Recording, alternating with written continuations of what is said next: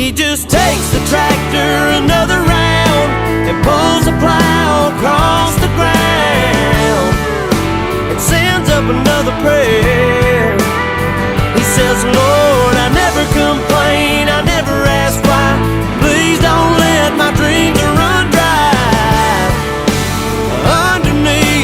Underneath this Amarillo sky.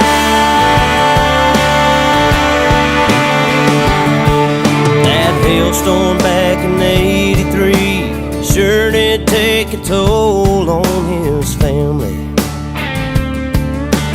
He stayed strong and carried